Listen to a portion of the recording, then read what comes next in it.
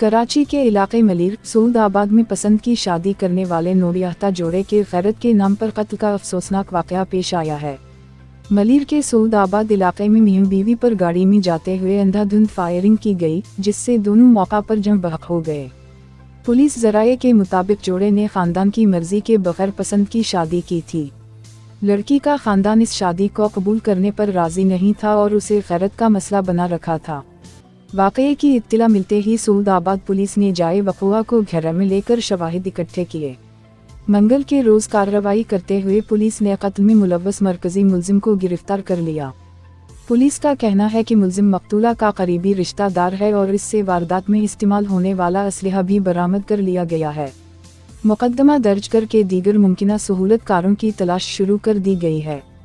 یہ واقعہ ایک بار پھر پسند کی شادی کرنے والے جوڑوں کے تحفظ اور غیرت کے نام پر ہونے والے جرائم کے خلاف سخت قوانین کی ضرورت کو اجاگر کرتا ہے۔